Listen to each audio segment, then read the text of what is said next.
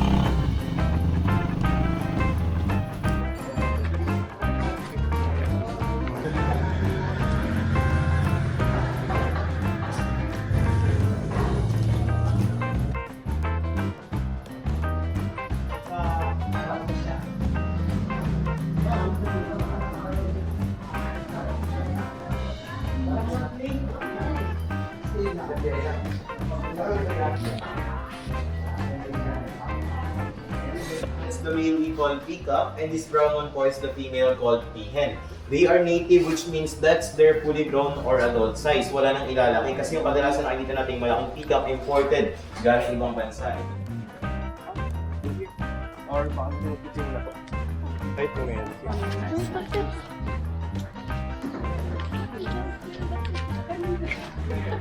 Daming butterfly, oh.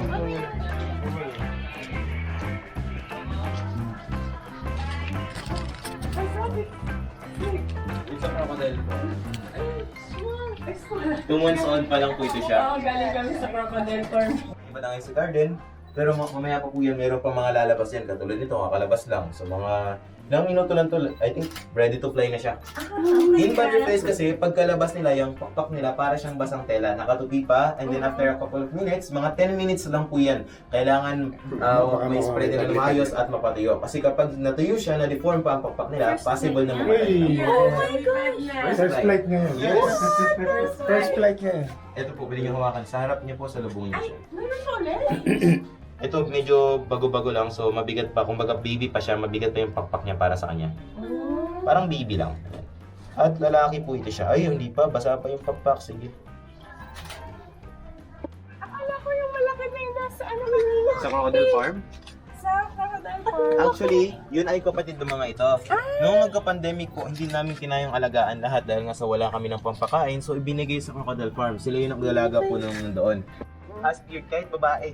Babae po yun siya. Ay, tulog lang din dahil sa wala yung kanyang partner na kalaro dito. Wala, actually hindi kalaro. Kaaway po kasi si lalaki ay they're territorial. Nag-aaway sila. Kaya hiniwalay namin pansamantala yung partner niya. Some wild pig because of that beard. Si lalaki lang yung may mahabang pangil. Si babae may isa sa kanya. Doon po tayo sa baba po. We have their experience area po kung saan pwede kayong humawak ng mga ipapakita kong mga alagang hayop dyan. Try nyo po. Para lang yan siya yung katulad sa food spa. LFD pa na gano'n. Oh my gosh! Ayun, ano. It's kissing the... Gusto nila. May Gusto nila ng kamay, oh. Ay, nakakiliti. Nabot na. Wait lang, yung phone ko never mind. Para yan sir, ano sir, yung masahe talaga sa kamay. So for now po, okay lang po ba? Join tayo muna sa kanila, paakit ulit na ng second part ng tour. Then after, babalik na rito para mag-continue po. Okay. So let's go here po. Baka hiting sa perfume po yan. Sige po. Opo. And dyan po, meron po na nag-moving sa iyo. Ulitin na lang po tayo. Dito. Yeah, if you want to see crocodile, we have there a saltwater crocodile. We'll see flags on the other side. That's it.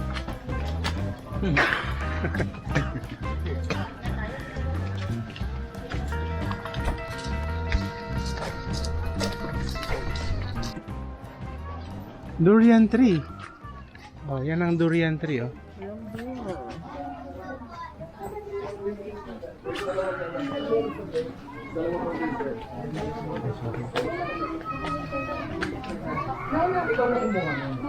Love look.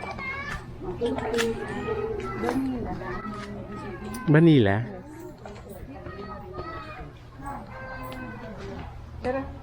Okay, welcome here at the tribal village of Palao. At tribe, but you understand English, ma'am? Yes? Okay, here po, we will be having a short cultural sharing for about 10 to 15 minutes only together with the Palawan tribe. Now here in Palawan, we have three major tribes. First are the Tagbanwa from central to north. Second are the Batak, and they are the third major tribe, Palawan tribe. They live in the southern part of Palawan. If you heard about the Tabunman or Caveman, they are the possible descendants.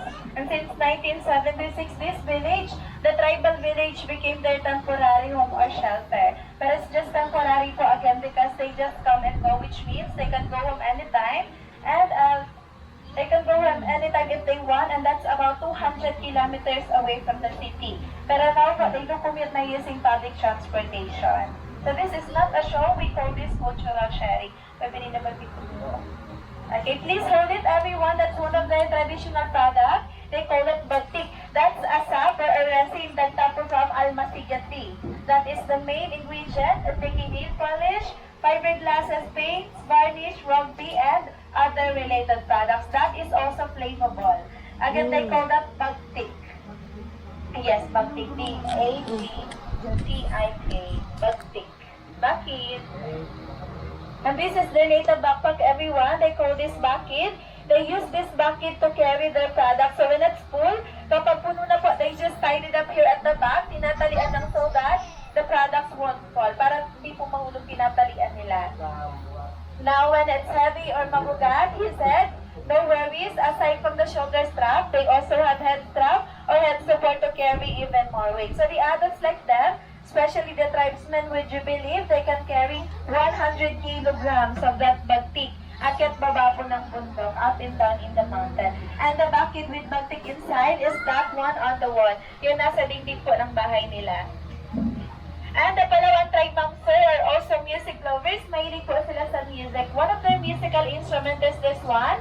This is the native drum called gimbal, made of hollow wood that they carve. Gawa po sa kahoy na inukit nila. On top, this one, the white one, is made of animal skin, which is a cow skin. Balat po ito ng baka. Aside from gimbal, they also have gong or agong, the larger one. And these two smaller sizes are called sanang. Altogether, that is called basal.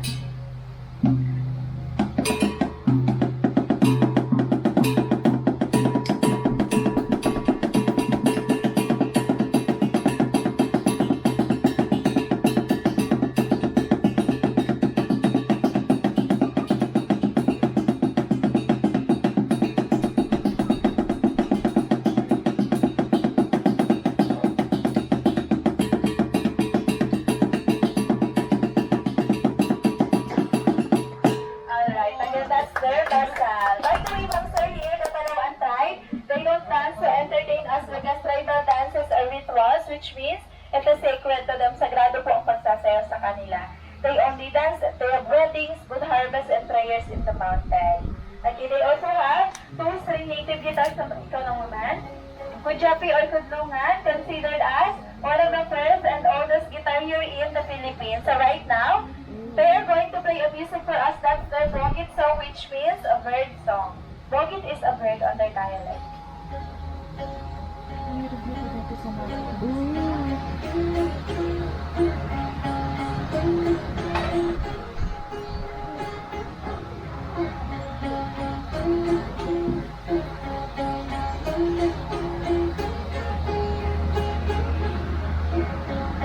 Alright, again, that's their Kujapi or Kudlungan.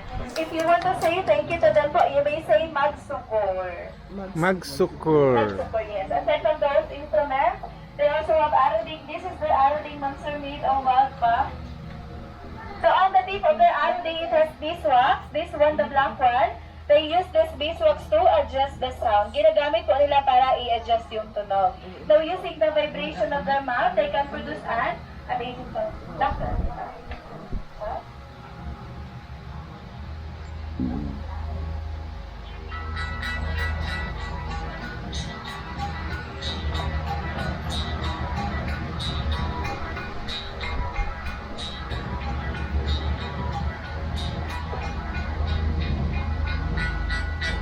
Alright, again, that's their army. And aside from they are music lovers, the Palawan tribe are also hunter-gatherers. So in the mountain, hunting is part of their diet. They use tampios there, that's their bird's whistle. They use tampios to copy or imitate the sound of the birds and the squirrels. Ginagaya po nila yung tunog ng ibon at squirrel sa mountain.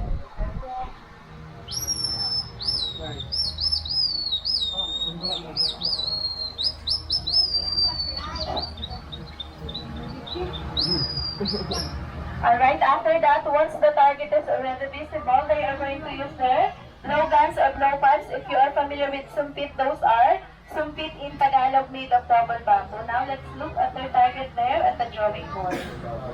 Ay. Oh, galing eh. Okay, again, those are sumpit in Tagalog, they just blow it from a distance. Even the target is 30 meters, actually they can shoot the target. And on the tip of their darts, they put poison. Naglalagay po sila ng lason.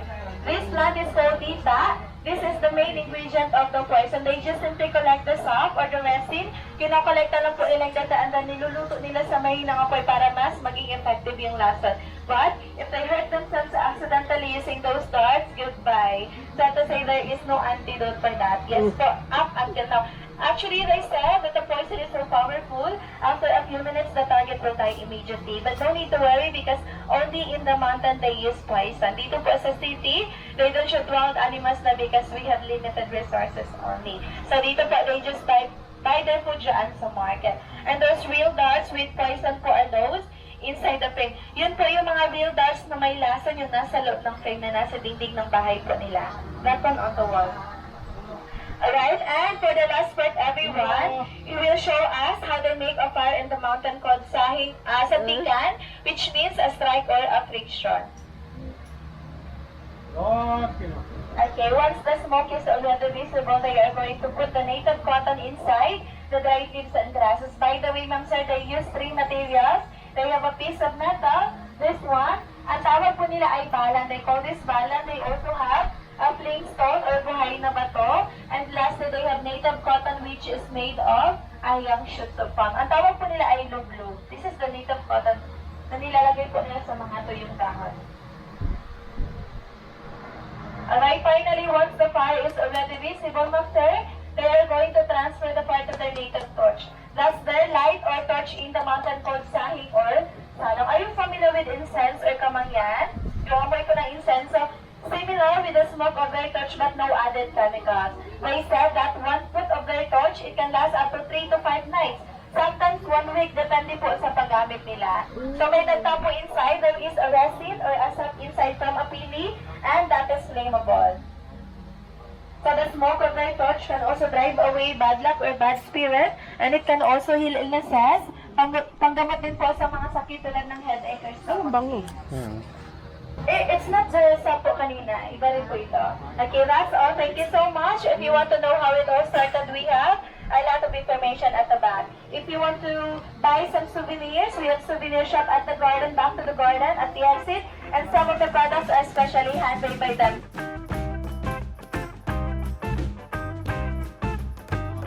Sa harap po nila, ma'am. Sa harap po. Yan, salubungin niyo sa harap. Yan. Sige po.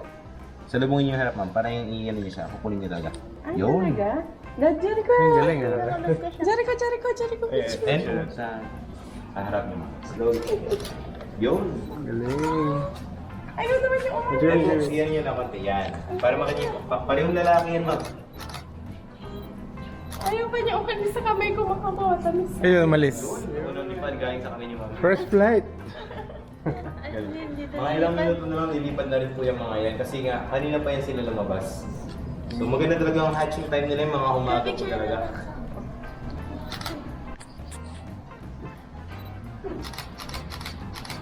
Sa scorpions, in other animals, mostly mas dominant or mas malaki yung babae. At ito po ay hindi as in totally deadly po. Depende yan sa species. Tandaan lang natin, pag nakakita tayo ng ng scorpion, kapag malaki yung kanilang pansipit tapos yung kanilang stinger maliit, that's a mildly venomous scorpion, which means hindi sila life-threatening. Unless mayroon kayong allergies or mahina yung immune system nyo, talagang pwede mag-cause ng death po yan. Pero kapag wala naman, proof po na hindi sila deadly, buhay pa ako, ma'am. Totally harmless, pwedeng hawakan. Yung ginagawa nila po yan kapag may predator, they mimic the sticks or they just pretend they are dead. Like normal stick lang. So para siyang, yan, kahoy lang talaga. Females po are dominant or malaki rin. Yung lalaki, skinny or payat katulad nito. Daddy, hawakan mo. Pwede nyo hawakan po. Yung texture para talaga siyang kahoy. Try nyo po. Malambot yung katawan, pero yung texture nila, magaspang. Oo nga, na green. They can change their color to dark or light color or ano siya. Pwede rin sila parang mukhang yung bulog na dahon na. Ito yung dahon yan. So, endemic sa Palawan ng display. Sa Palawan lang din.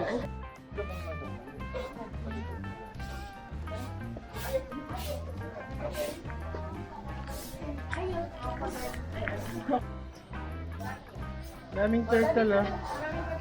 Yan ah. Ay, yung ano?